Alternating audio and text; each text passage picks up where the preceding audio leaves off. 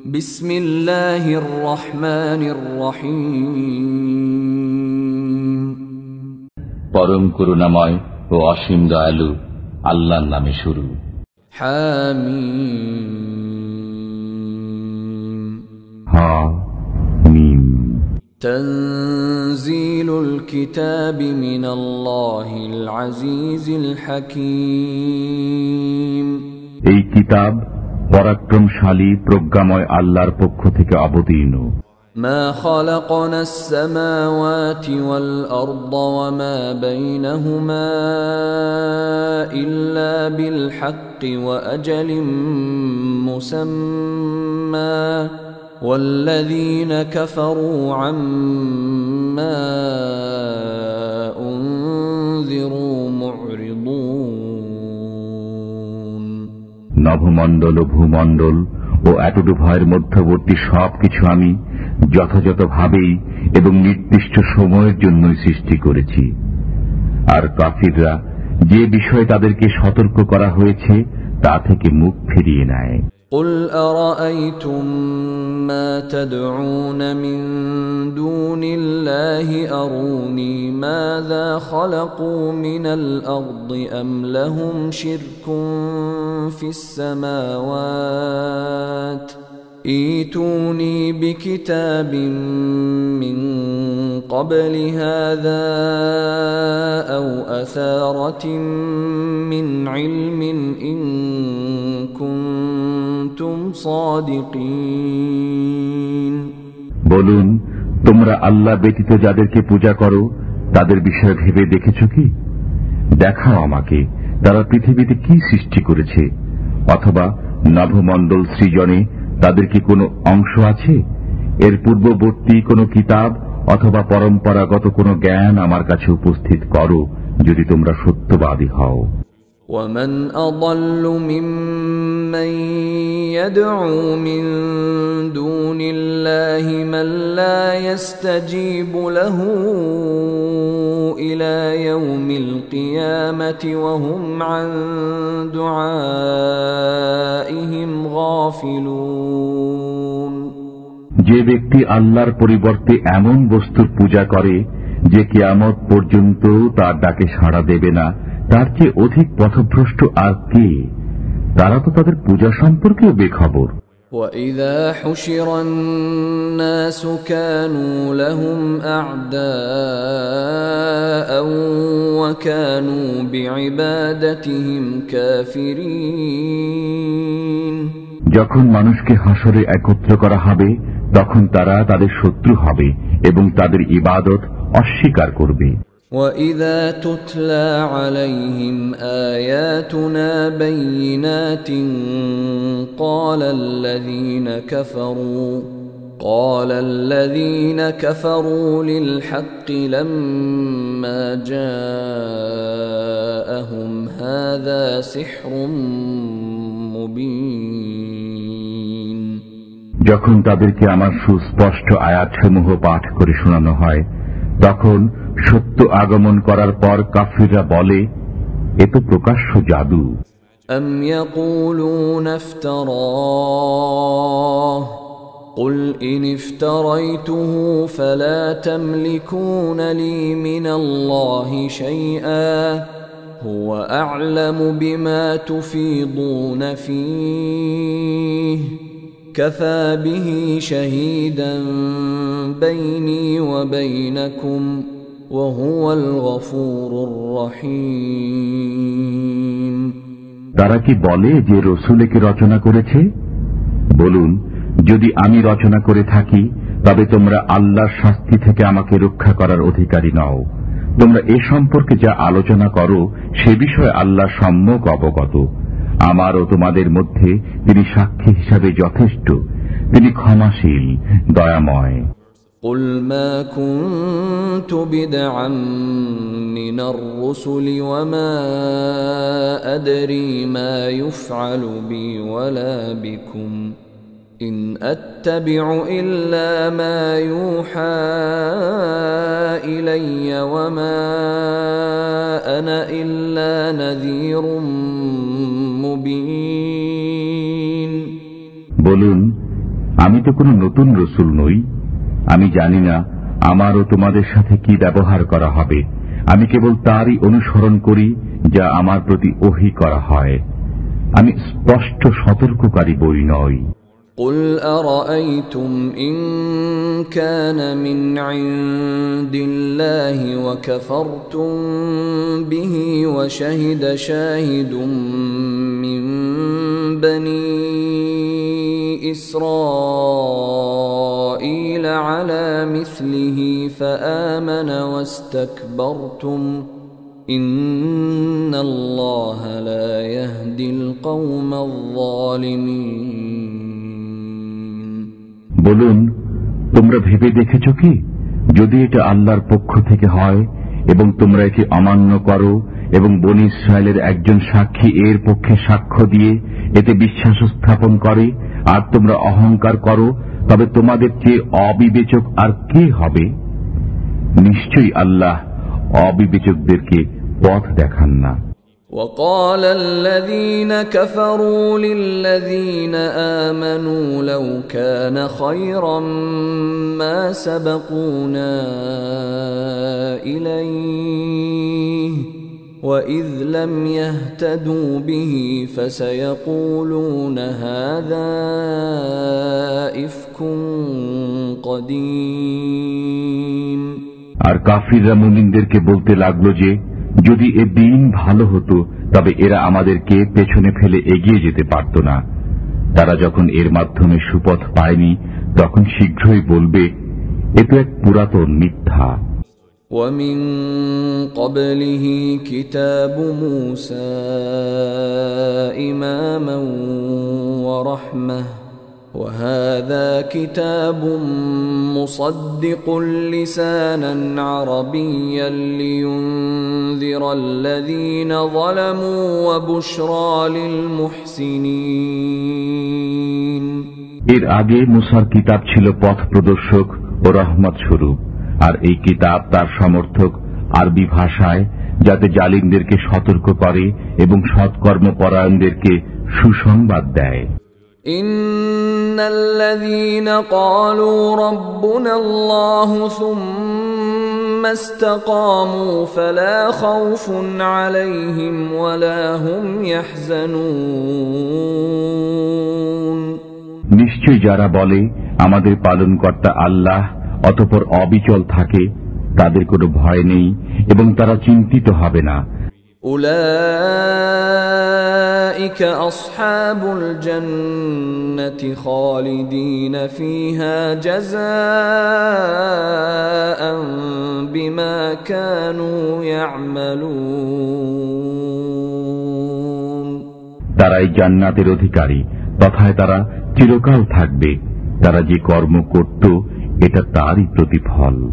ووصينا الإنسان بوالديه إحسانا حملته أمه كرها ووضعته كرها وحمله وفصاله 30 شهرا حتى إذا بلغ أشده وبلغ 40 سنة قال رب أوزعني أن أشكر نعمتك التي أنعمت علي وعلى والدي وأن أعمل صالحا ترضاه وأصلح لي في ذريتي إني تبت إليك وإني من المسلمين। আমি মানুষকে তার পিতা মাতার সাথে সদ্ব্যবহারের আদেশ দিয়েছি। তার জননী তাকে কষ্ট সহকারে গর্ভে ধারণ করেছে এবং কষ্ট সহকারে প্রসব করেছে। তাকে গর্ভে ধারণ করতে ও তার স্তন্য ছাড়তে লেগেছে 30 মাস। অবশেষে সে যখন শক্তি সামর্থ্যের বয়সে ও 40 বছরে পৌঁছেছে তখন বলতে লাগল, হে আমার পালনকর্তা, আমাকে এরূপ ভাগ্য দান করো যাতে আমি তোমার নিয়ামতের শুকর করি যা তুমি দান করেছ আমাকে ও আমার পিতামাতাকে, এবং যাতে আমি তোমার পছন্দনীয় সৎ কাজ করি। আমার সন্তানদেরকে সৎকর্মপরায়ণ করো। আমি তোমার প্রতি তওবা করলাম এবং আমি আজ্ঞাবহদের অন্যতম। أولئك الذين نتقبل عنهم أحسن ما عملوا ونتجاوز عن سيئاتهم في أصحاب الجنة وعد الصدق الذي كانوا يوعدون। আমি এমন লোকদের সুকর্মগুলো কবুল করি এবং মন্দ কর্মগুলো মার্জনা করি। তারা জান্নাতীদের তালিকাভুক্ত সেই সত্য ওয়াদার কারণে যা তাদেরকে দেওয়া হতো। والذي قال لوالديه أف لكما أتعدانني أن أخرج وقد خلت القرون من قبلي أتعدانني أن أخرج وقد خلت القرون من قبلي وهما يستغيثان الله ويلك آمن إن وعد الله حق فيقول ما هذا إلا أساطير الأولين। আর যে ব্যক্তি তার পিতামাতাকে বলে, ধিক তোমাদেরকে, তোমরা কি আমাকে খবর দাও যে আমি পুনরুত্থিত হব, অথচ আমার পূর্বে বহু লোক গত হয়ে গেছে। আর পিতামাতা আল্লাহর কাছে ফরিয়াদ করে বলে, দুর্ভোগ তোমার, তুমি বিশ্বাস স্থাপন করো, নিশ্চয়ই আল্লাহর ওয়াদা সত্য। তখন সে বলে, এটা তো পূর্ববর্তীদের উপকথা বই নয়। أولئك الذين حق عليهم القول في أمم قد خلت من قبلهم من الجن والإنس إنهم كانوا خاسرين। তাদের পূর্বে যেসব জিন ও মানুষ গত হয়েছে তাদের মধ্যে এ ধরনের লোকদের প্রতিও শাস্তিবাণী অবধারিত হয়ে গেছে, নিশ্চয়ই তারা ছিল ক্ষতিগ্রস্ত। وَلِكُلٍّ دَرَجَاتٌ مِّمَّا عَمِلُوا وَلِيُوَفِّيَهُمْ أَعْمَالَهُمْ وَهُمْ لَا يُظْلَمُونَ। প্রত্যেকের জন্য তাদের কৃতকর্ম অনুযায়ী বিভিন্ন স্তর রয়েছে, যাতে আল্লাহ তাদের কর্মের পূর্ণ প্রতিফল দেন। বস্তুত তাদের প্রতি জুলুম করা হবে না। وَيَوْمَ يُعْرَضُ الَّذِينَ كَفَرُوا عَلَى النَّارِ أذهبتم طيباتكم في حياتكم الدنيا واستمتعتم بها فاليوم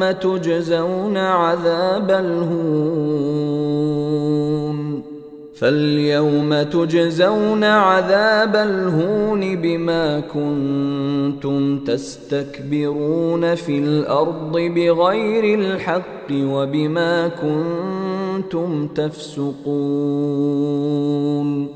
যেদিন কাফিরদেরকে জাহান্নামের কাছে উপস্থিত করা হবে, সেদিন বলা হবে, তোমরা তোমাদের সুখ পার্থিব জীবনেই শেষ করেছ এবং সেগুলো ভোগ করেছ, সুতরাং আজ তোমাদেরকে অপমানকর আযাবের শাস্তি দেওয়া হবে, কারণ তোমরা পৃথিবীতে অন্যায়ভাবে অহংকার করতে এবং তোমরা পাপাচার করতে।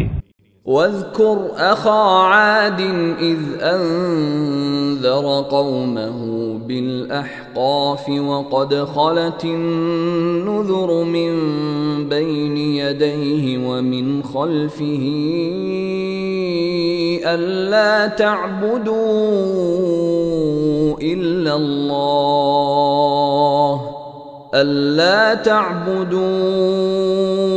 إلا الله إني أخاف عليكم عذاب يوم عظيم। আদ সম্প্রদায়ের ভাইয়ের কথা স্মরণ করুন। তার পূর্বে ও পরে অনেক সতর্ককারী গত হয়েছিল সে তার সম্প্রদায়কে বালুকাময় উচ্চ উপত্যকায় এ মর্মে সতর্ক করেছিল যে তোমরা আল্লাহ ব্যতীত কারও ইবাদত করো না। আমি তোমাদের জন্য এক মহাদিবসের শাস্তির আশঙ্কা করি।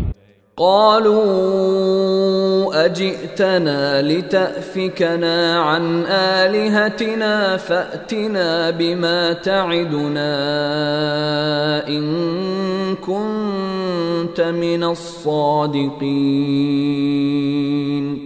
তারা বলল, তুমি কি আমাদেরকে আমাদের উপাস্য দেবদেবী থেকে নিবৃত করতে আগমন করেছ? তুমি সত্যবাদী হলে আমাদেরকে যে বিষয়ের ওয়াদা দাও তা নিয়ে আসো। قال إنما العلم عند الله وأبلغكم ما أرسلت به ولكني أراكم قوما تجهلون। সে বলল, এই জ্ঞান তো আল্লাহর কাছে রয়েছে। আমি যে বিষয় সহ প্রেরিত হয়েছি তা তোমাদের কাছে পৌঁছাই, কিন্তু আমি দেখছি তোমরা এক মূর্খ সম্প্রদায়। فلما رأوه عارضا مستقبل أوديتهم قالوا هذا عارض ممطرنا بل هو ما استعجلتم به ريح فيها عذاب أليم। অতঃপর তারা যখন শাস্তিকে মেঘ রূপে তাদের উপত্যকা অভিমুখী দেখল, তখন বলল, এ তো মেঘ, আমাদেরকে বৃষ্টি দেবে। বরং এটা সেই বস্তু যা তোমরা তাড়াতাড়ি চেয়েছিলে। এটা বায়ু, এতে রয়েছে মর্মন্তুদ শাস্তি। تدمر كل شيء بأمر ربها فأصبحوا لا يرى إلا مساكنهم كذلك نجزي القوم المجرمين। তার পালনকর্তার আদেশে সে সবকিছুকে ধ্বংস করে দেবে। অতঃপর তারা ভোরবেলায় এমন হয়ে গেল যে তাদের বসতিগুলো ছাড়া কিছুই দৃষ্টিগোচর হল না। আমি অপরাধী সম্প্রদায়কে এমনি ভাবে শাস্তি দিয়ে থাকি। وَلَقَدْ مَكَّنَّاهُمْ فِي مَاءٍ مَكَّنَّاكُمْ فِيهِ وَجَعَلْنَا لَهُمْ سَمْعًا وَأَبْصَارًا وَأَفْئِدَةً فَمَا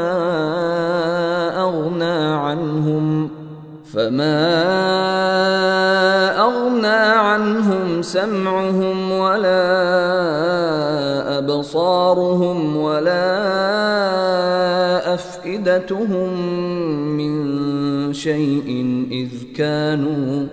إذ كانوا يجحدون بآيات الله وحاق بهم ما كانوا به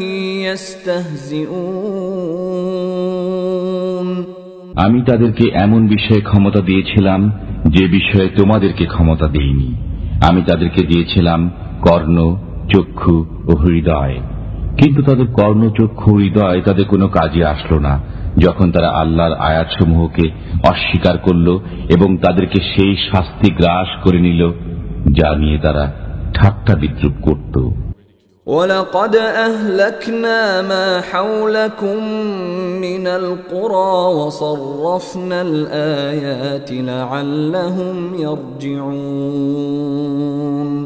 আমি তোমাদের আশেপাশের জনপদসমূহ ধ্বংস করে দিয়েছি এবং বারবার আয়াতসমূহ শুনিয়েছি যাতে তারা ফিরে আসে।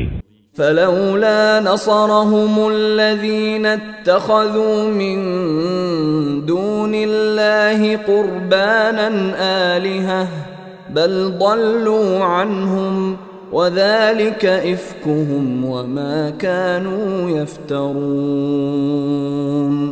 অতঃপর আল্লাহর পরিবর্তে তারা যাদেরকে সান্নিধ্য লাভের জন্য উপাস্যরূপে গ্রহণ করেছিল তারা তাদেরকে সাহায্য করল না কেন, বরং তারা তাদের কাছ থেকে উধাও হয়ে গেল।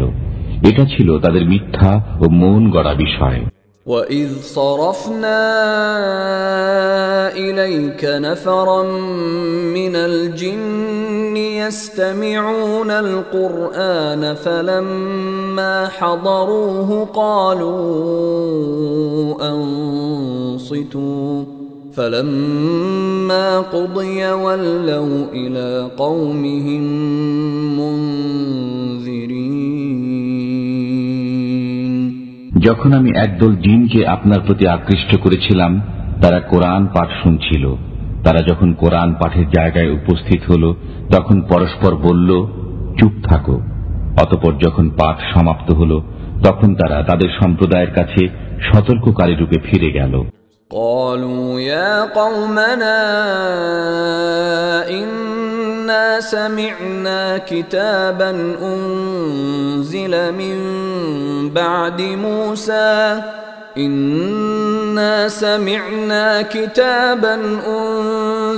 من بعد موسى مصدقا لما بين يديه يهدي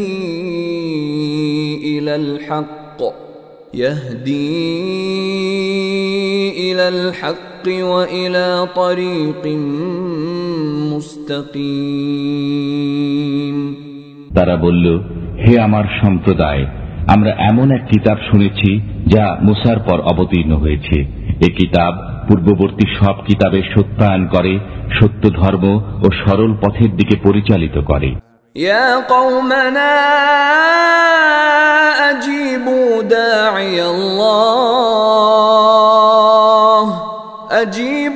داعي الله وآمنوا به يغفر لكم من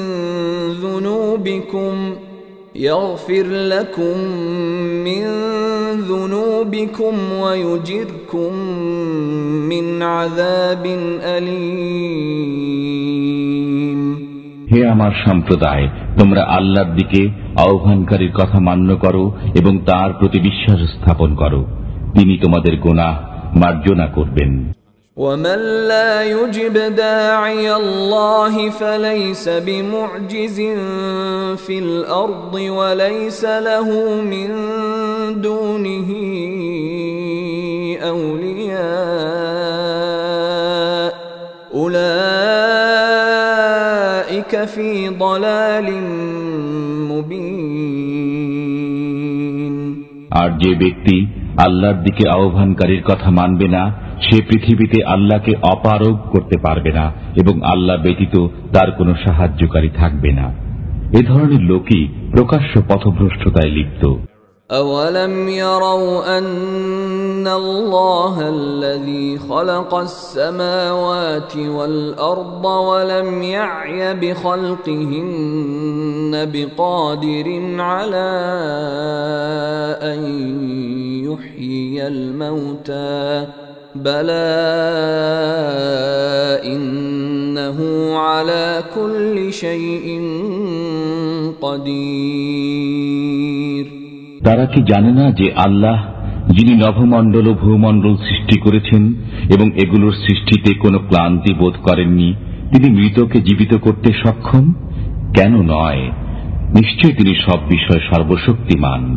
وَيَوْمَ يُعْرَضُ الَّذِينَ كَفَرُوا عَلَى النَّارِ أَلَيْسَ هَذَا بِالْحَقِّ قَالُوا بَلَى وَرَبِّنَا قَالَ فَذُوقُوا الْعَذَابَ بِمَا كُنتُمْ تَكْفُرُونَ যেদিন কাফিরদেরকে জাহান্নামের সামনে পেশ করা হবে, সেদিন বলা হবে, এটা কি সত্য নয়? তারা বলবে, হ্যাঁ, আমাদের পালনকর্তার শপথ।